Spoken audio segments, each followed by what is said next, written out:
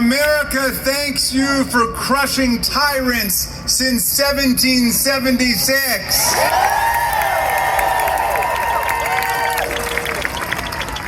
We've come to the city of brotherly love to show our love for America.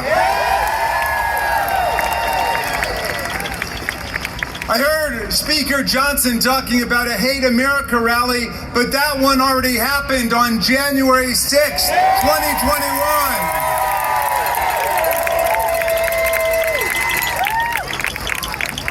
That mob injured and wounded more than 140 of our police officers. So we say to Speaker Johnson, stop slandering our joyful, nonviolent democracy movement and stop projecting your shame and guilt on us.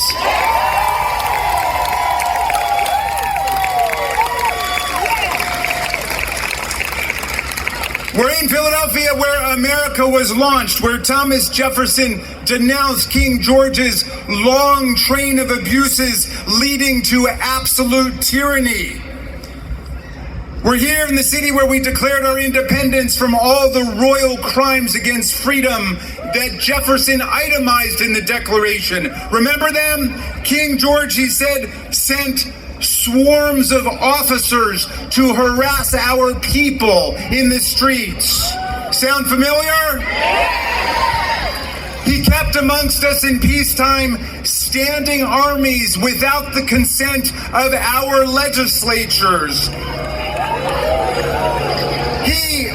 He cut off our trade with all parts of the world and imposed taxes and tariffs on us without our consent.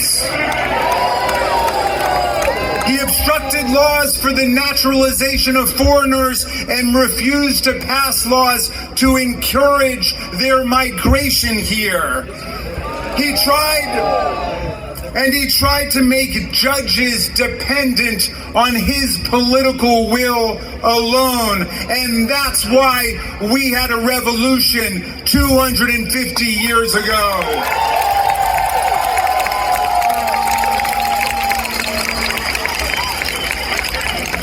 We created a society without kings who claimed to derive their absolute power directly from God. Our founders instead set up a government that derived its power from the consent of the governed, to protect the unalienable rights of the people and to promote the general welfare.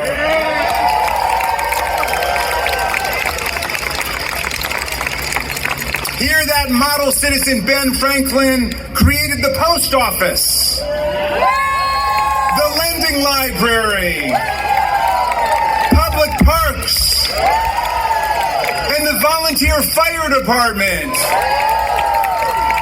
All things that MAGA would be denouncing and defunding as woke socialism today. Franklin didn't create these institutions as temples to his own glory. A man of vision who also invented the bifocals, he built these things to instill in Philadelphia and in America a devotion to democratic freedom and progress for everyone.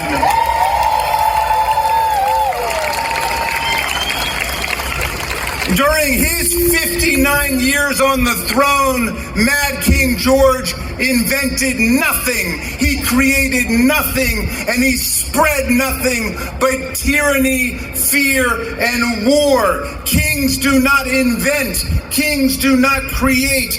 They steal and they destroy. And that's why we've got no kings here.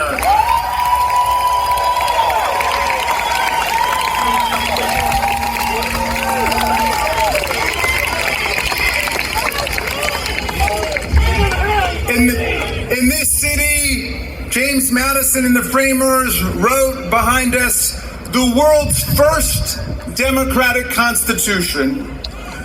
Their purpose was not to create a government that would enrich the president and his family, but a government that would promote the common good of all. The preamble began with those three magic words, not I the king, but we the people. We the people, the only source of all legitimate sovereign power. Our framers overthrew the king. They wrote an anti-king constitution. Article 1 put all lawmaking power in Congress elected by the people. And Article 2 defined the job of the president as this: to take care that the laws are faithfully executed. Not thwarted, not diminished, not ravaged and rewritten, faithfully executed. The framers got rid of the kingly power to control political expression. They safeguarded the freedom of speech, the freedom of press, the freedom of assembly, the right to petition government for a redress of grievances. The King of England was also the head of the Anglican Church, and everyone had to belong, but the framers separated church from state and guaranteed free exercise of religion, no establishment of religion, and no religious tests for public office. They banned titles of nobility. They separated the private businesses of the president from affairs of state by banning anyone in government from accepting bribes, presents, emoluments, payments, and titles from foreign kings, princes, or states. That's against the law in America.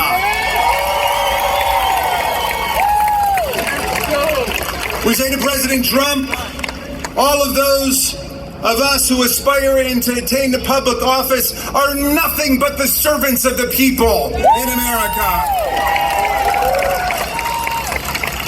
The moment that any of us thinks that we're a king or a queen or an emperor or lord, that is the moment to evict, eject, reject, impeach, try, convict, remove, disqualify, and start all over again.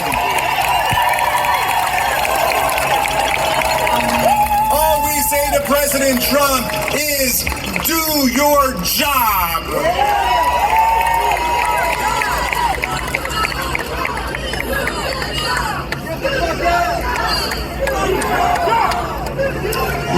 President Trump, you are not our king, and we are not your subjects. We will never be your subjects.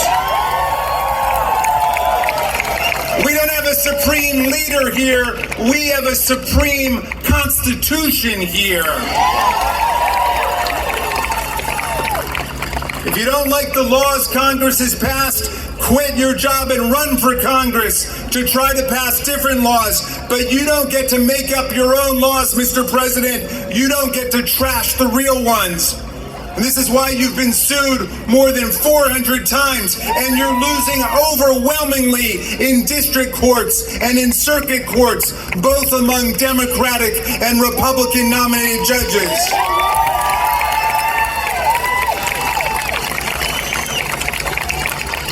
We concede that you have stacked and packed the Roberts Court, which must wake up out of its stupor and recall it's their duty to enforce the Constitution, not to grant the wishes of a lawless president. And so we say to the Supreme Court, do your job!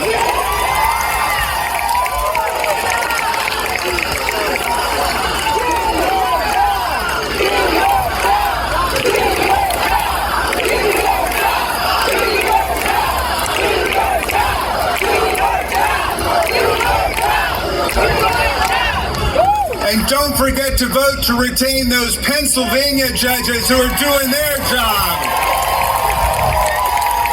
Mr. President, you've been illegally firing our professional civil servants, the people who take care of our veterans. The people who track infectious diseases, the people who rescue communities hit by natural disasters, the people who protect us from financial scammers like George Santos, the second most successful con man of all time.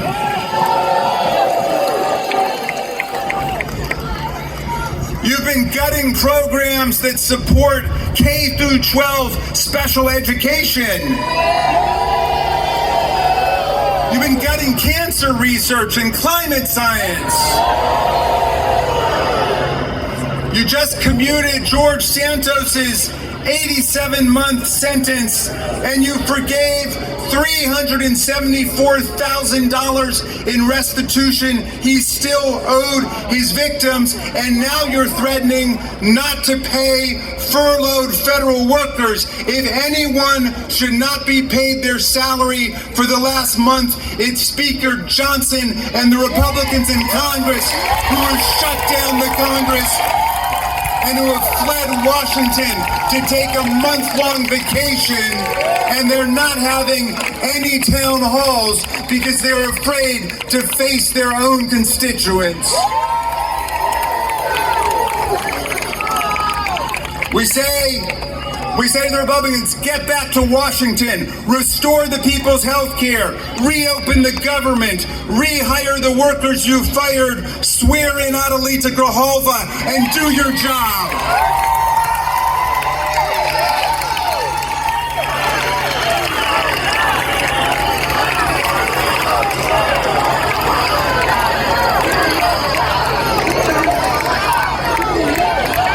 Do your job.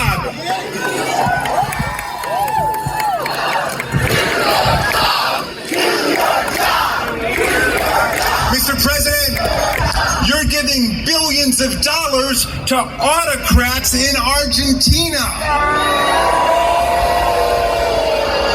You've launched a stupid trade war against Brazil to bail out your insurrectionist buddy, Bolsonaro.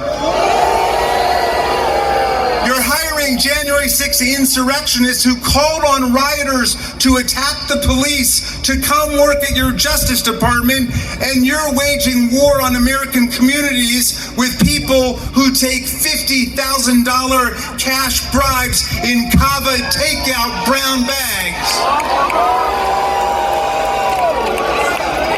Mr. President, like your Secretary of HHS, Mr. Kennedy, I'm no doctor, but your administration has a serious staph infection.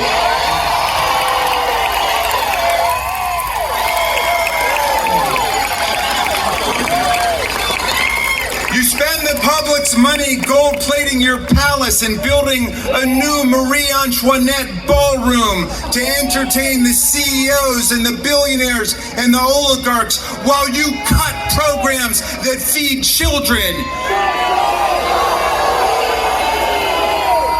You send our troops to invade our own cities so ICE agents can drag tackle, beat, tase, and terrify people in the middle of the night. You say you're pro-free speech, but you use the levers of power to shake down our universities and colleges, to control their hiring, their admissions, and their courses. You try to bar thousands of lawyers from entering federal buildings and courthouses because you don't like something one of their colleagues once said. You maneuver to get Jimmy Kimmel fired, and you try to get the NFL to fire Bad Bunny.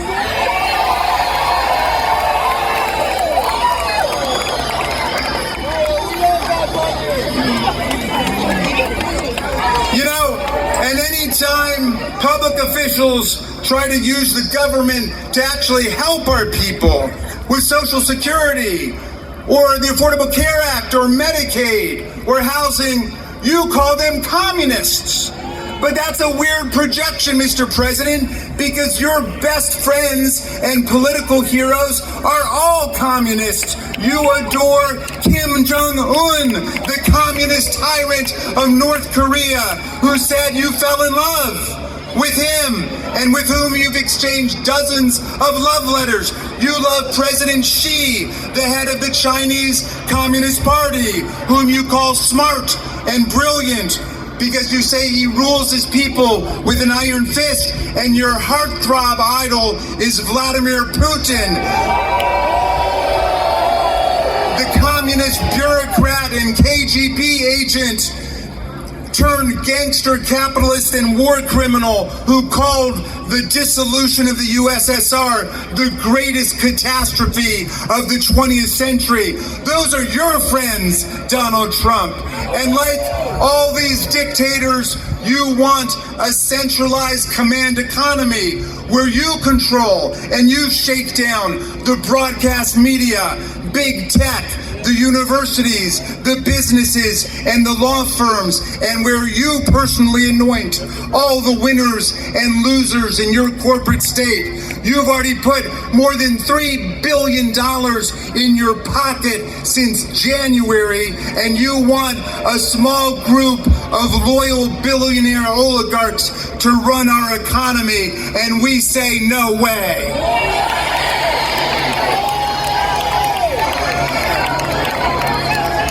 I got a message from a 5-year-old in my district who wanted me to bring this message to Philly, to Donald Trump. Mr. Trump, you are not the boss of us.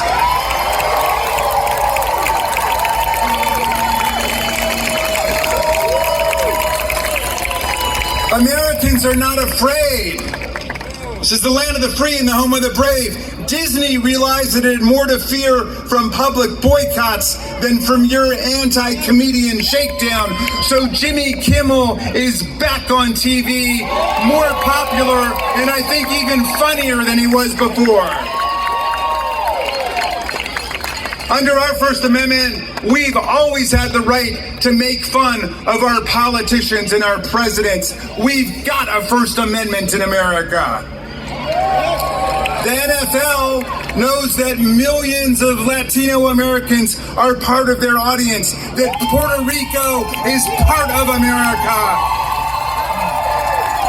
And it will be a state soon. That's coming.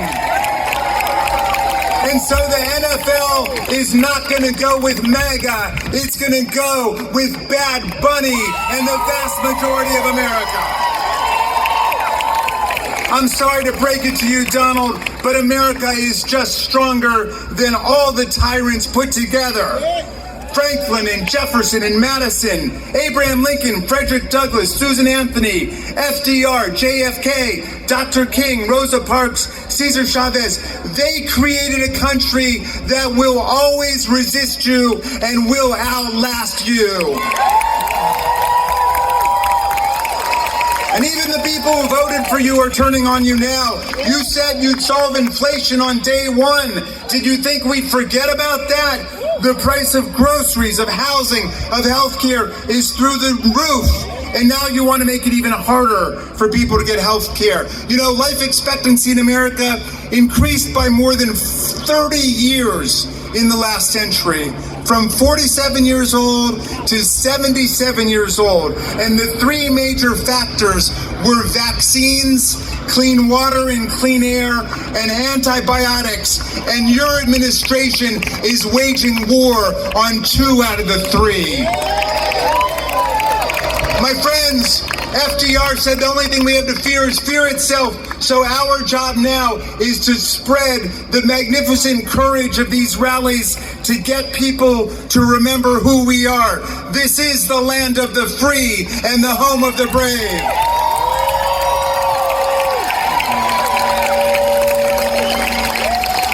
The millions of people you see protesting across America are going to be the millions of political organizers next year. My friends, all over America, young people are quoting from Nemec's manifesto in Andor, part of the Star Wars series. Here's what Nemec said. There will be times when the struggle seems impossible, alone, unsure, dwarfed by the scale of the enemy. But remember this, Freedom is a pure idea. It occurs spontaneously and without instruction.